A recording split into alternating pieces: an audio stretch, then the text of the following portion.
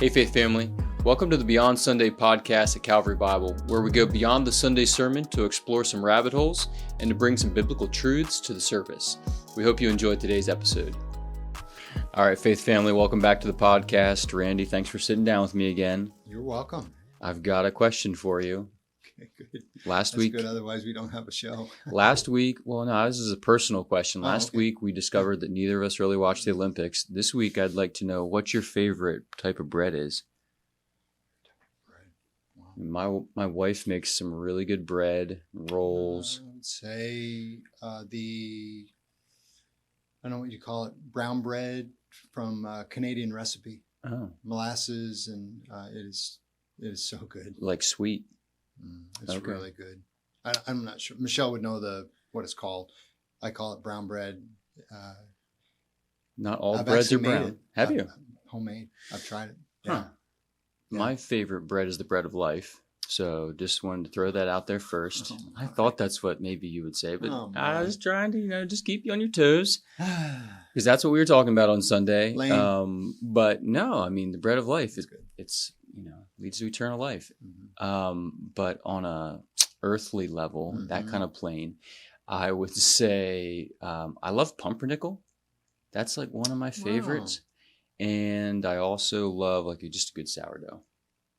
Okay. Yeah, with lots of butter. Does Subway have either of those? I don't know. I'm not a.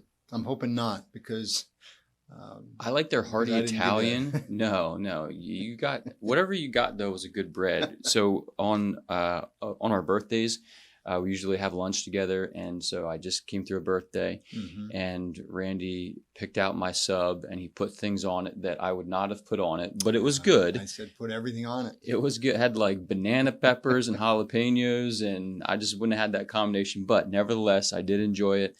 And I don't know what kind of bread you got. I don't remember. It was Whole wheat, probably. no. I think it had stuff on it. It Mm. was not boring. Mm. I'll say that much. So Cool. it was a flavorful lunch. Good. But anyway, all right. Bread Now, of life. bread John of 6. life. John chapter 6. So we're in this new series. What's the title of the series again?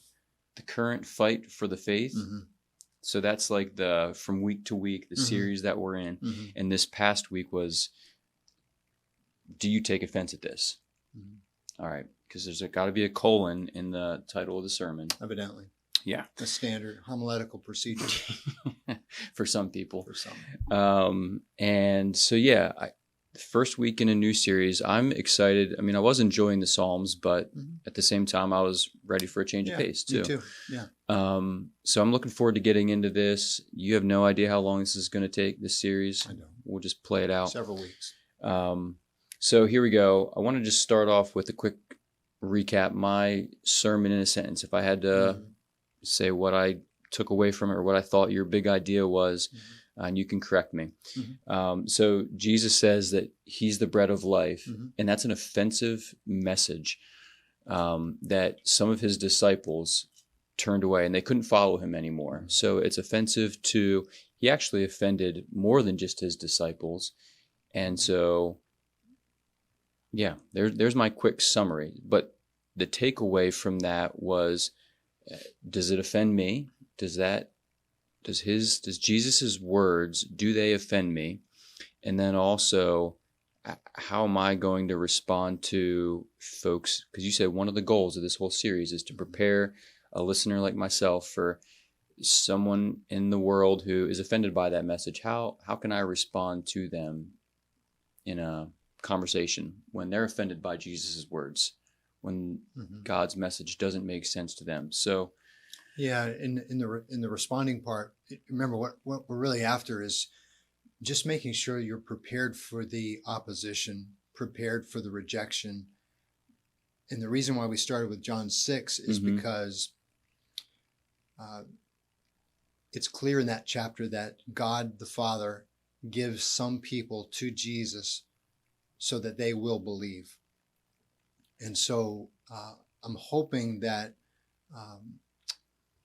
our faith family will be prepared for the type of person that, as far as we know, they're not being drawn by the Father yet. And I don't want you to be discouraged or disillusioned when that happens.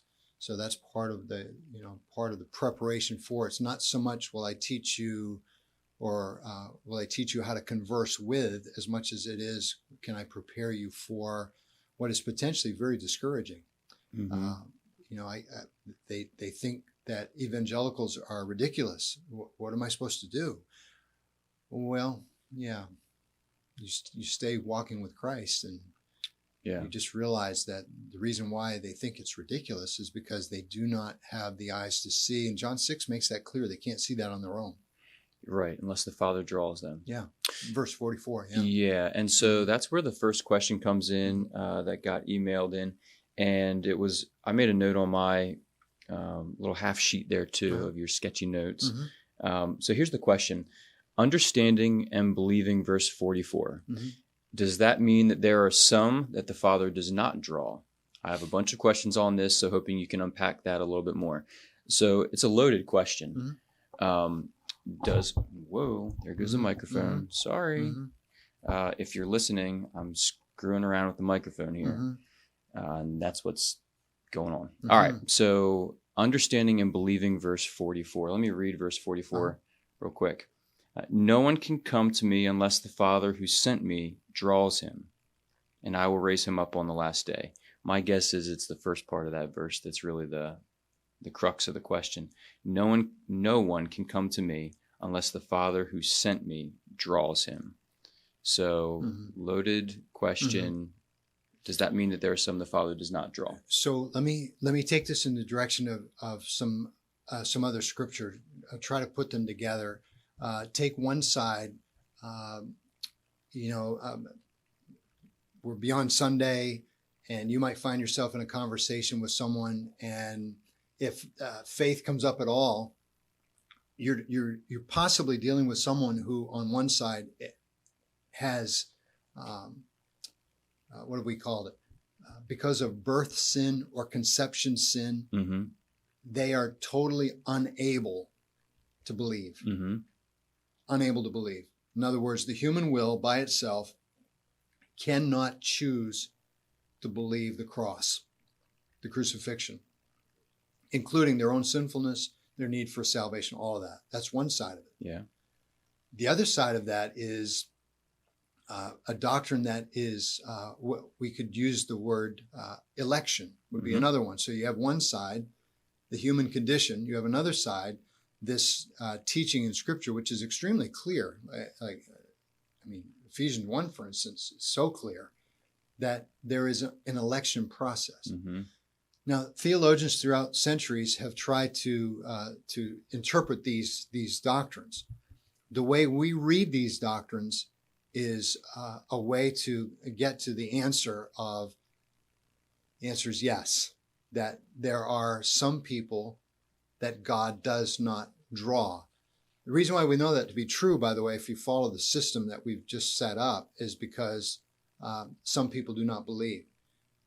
So the fact that the majority of the people on the planet do not believe is, you put it in quotes, proof that the Father does not draw them all. You could do something like that. Yeah. Now, we just came out of the theology reader, so we talked a little bit about this. You have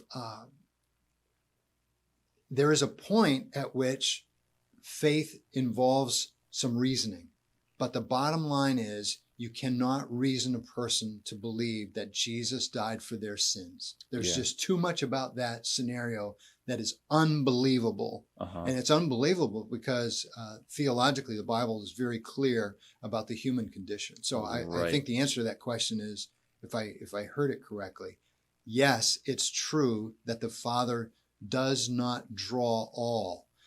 The other doctrine to include in that is, remember, you're also talking to people that not only maybe they don't have the ability because the Father's not drawing them, but when you do meet someone that the Father is drawing, theologians talk about that as an irresistible pull. Mm-hmm. So that person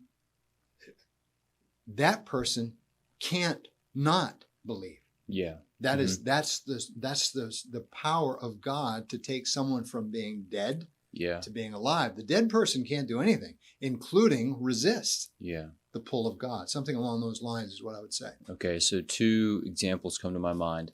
One, like I appreciate the guys who do apologetics and things like that. A guy like Ken Ham, for example, sure. and they've got the Answer in Genesis, Mm-hmm. Creation Museum, Ark. That's all great stuff. Yep. And I know believers love that, but you see Ken Ham argue and have like a debate with Bill Nye, the science guy, and there's no way that Ken Ham is going to argue Bill Nye into faith, right? He can't do that in and of himself unless the Spirit of the Lord is at work in Bill Nye's life. And both of those men could be as equally smart. Sure, absolutely. So here you've got a guy, Ken Ham, and there's no way he's going to argue someone into the faith unless the Lord's at work. Exactly. And then the other example is I remember sharing the gospel with a friend in high school. And I mean, it was probably one of the worst gospel presentations you could imagine. And I just remember, some of the things I was saying. I look back now and think, man, like, what in the world was I thinking? Yeah. And then, so a sobering moment, a couple years ago, he comes back into my life and he says, like, I remember like that night, and and so thank you. Yeah. And he's walking with the Lord. He's adopted a couple kids from China. He's serving in his church, and it's like, oh my word, I can't believe the Lord uses just bumbling buffoons like myself, in moments like that. So there's the irresistible call working in my friend's life, but not at work in Bill Nye, who's, getting confronted with, a guy like Ken Ham, who's loaded with stuff. And look, we joke a lot about the Princess Bride over the years, and you do. I do, and I do it for a reason, because the few people that have seen it and studied the theology of it know that there's a big difference between being all the way dead and mostly dead. Yeah, right. I do remember that scene. So, Bill Nye, the science guy, if he's all the way dead spiritually, then obviously there's no way to reason him in, because he needs a miracle of life. He needs to be resuscitated. That's not even the right word. He needs to be resurrected from the dead. If he's mostly dead, like Wesley, if he's mostly dead, maybe there's a chance that you can give him the pill, chocolate-coated pill. And so it depends on, honestly, a lot of it boils down to what do you believe about the human condition. And so, when you folks are trying to talk to non-Christians and you're concerned about disciple making, just remember who you're dealing with. And that was part of the reason to start with John 6, was because if you see John 6 and you read verse 44 alone, you just know that what I'm really wondering is the Father drawing this person or not? That's different from, am I going to get it right? Am I going to say the right words? And you just gave a great example of, you thought that was a terrible gospel presentation. It didn't matter. No, it didn't. It was enough. It was enough of a word. For the bread of life to be extended. So this is a hard message, or hard pill to swallow. Some of Jesus's words, and some of the disciples who were following Jesus up to that point, they hear him and they're out. Verse 66, after this, many of his disciples turned back and no longer walked with him. So some of the people who were kind of in the crowd following Jesus, they hear his words and they say, that doesn't make sense to me. I'm out. Out the door. And we start, the term election, the doctrine of election, that sends, for some people, that's going to be bristly. It doesn't make sense to our human minds. So can we just unpack that a little bit more with the few minutes we've got left? Is there anything else that you think of when? So there's no way to explain it. There really isn't. And we went through this morning, again, theology readers, right? We spent some time on this. So, but I think I would rather say something like this, that actually it's because it's clear that that it bothers people. I think people really know. So when these disciples turned away from Jesus, not because they didn't understand him, it's because they did. They did understand him. And it's because they understood him to be the bread of life. They said, we can't accept it. So they did know it. Mm-hmm. So I think that I could do a couple of things. One would be, I think every one of us ought to be very, very thankful for such mercy. Mm-hmm. That's to me is the bigger issue than a believer trying to understand election. I don't understand it. Yeah. Honestly, I don't. But Well, I want to interrupt for a second, Yeah. just because that's one of the places my mind goes. Yeah. In that, if you think about the doctrine of election, it's taking the spotlight off of us and putting it on God. Totally. Yeah, and Totally. so that's a good thing. I think it's the best thing. It's a beautiful thing because it's It's not about what we've done. No. It's all about Him. Incredible mercy. Yeah. I'd rather everybody, be on Sunday, keep worshiping and say, Lord, thank you so much for your mercy on my life. Every day. And then I also want to I just want to say again, in your conversations, some of you are after this. So in your conversations with people, you don't know what the Father's doing for them. You don't know yet. Mm-hmm. You're responsible to display the fruit of the Spirit and to display the character of God and to represent Him well. And maybe you get a word in and maybe it's a bungling attempt like we've all done. Yep. Mm-hmm. But really it doesn't matter. What matters is, I wonder if the Father's drawing that person or not. Yeah. And it's and then brace yourself. This is awful. The odds are in favor of he's not. Right. That's what's sad about this whole thing. So brace yourself for a person ridiculing your belief system. And in this society, you better be prepared for that because as we talked about earlier, right? The peer pressure right now on evangelicals is huge because of more and more people are hearing not only from outsiders, but from insiders. That's a ridiculous doctrine. Yeah. Well, we want to read the Bible and we want to let God tell us reality, and it doesn't match up. It doesn't match up very well. So I just want to prepare us all in this series for. There's a real attack on the faith, and there's potential for us to be ridiculed for what we're believing. And the bottom line is, I still would say to people, if I had that Bible, I would say, just read that. How do you read that? That sounds so clear. That doesn't mean I have all the answers, but if you're going to pick and pick and pick and pick at that, just read that verse and tell me, does the Father draw people or not? Evidently He does. Mm-hmm. And I don't know whether He's drawn so-and-so, but I'm anxious to find out if He has. Something like that. Yeah. Yeah.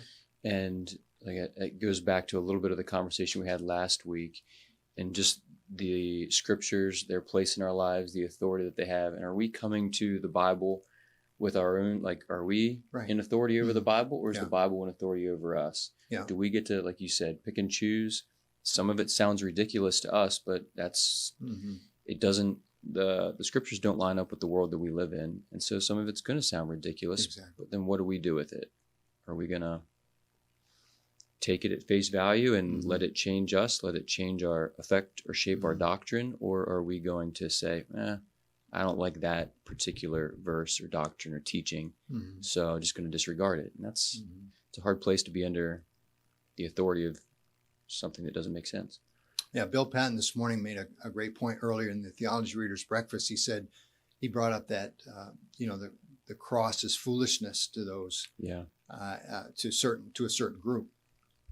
And I found it fascinating a couple of weeks ago to ponder that of all the teaching of Jesus, these disciples decide to leave when He makes it clear that He's the only bread of life. I thought, wow, that is, and so the imagery of His flesh and His blood obviously is pointing forward to the end of John's gospel when He's going to be crucified. He's going to give His life, and it's that cross that Paul says is foolishness. Yeah. It's a stumbling block to one group. I think if I remember that correctly, it's a stumbling block to the Jews, and it's foolishness to the Greeks. So you got humanity divided into two camps. The bottom line is both camps reject that cardinal doctrine of the need for the sacrifice of Christ to provide life. Yeah. And the disciples turn away from that. It's Mhm. like, wow, that's the whole deal.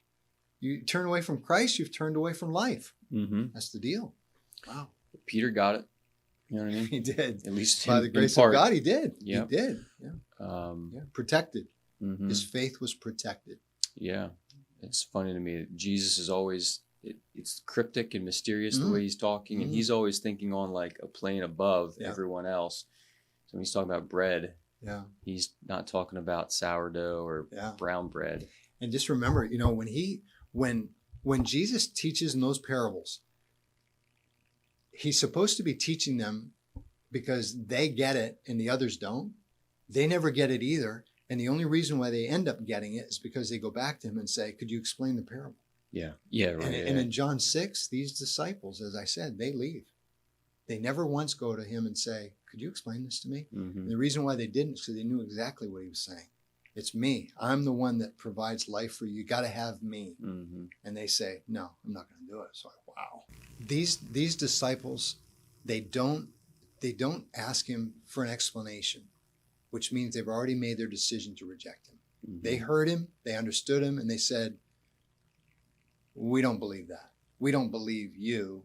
And again, we're going to face all kinds of people that don't. We just need to remember this is up to the Father.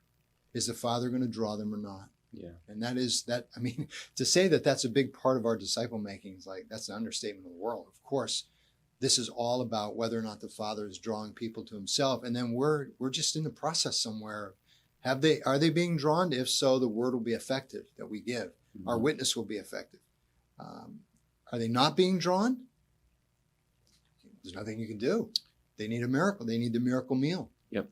So the Father draws some, he doesn't draw some. Mm-hmm. And so for us beyond Sunday, if he's drawn you, if he's drawn me, let me rejoice, be thankful for that. Just marvel in God's mercy and grace toward me. Yeah. Walk with him.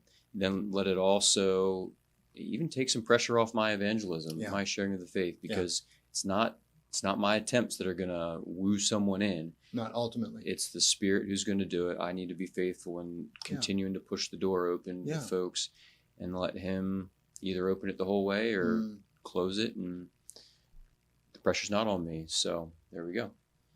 Yeah. And just, again, just remember that more and more evangelicals are going to continue to struggle with doctrines just like this. People are going to have a hard time with this. This just doesn't seem fair.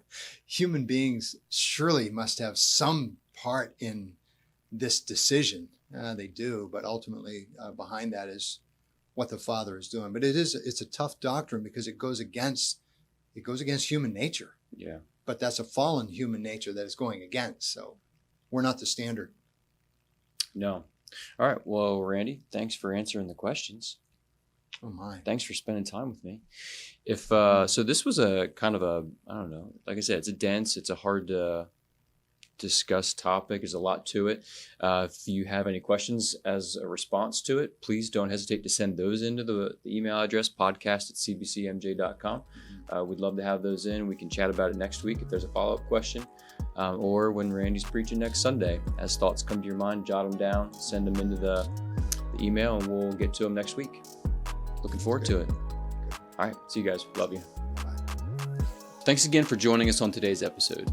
And remember, our Sunday sermons are meant to lead us to a life of worship beyond Sunday.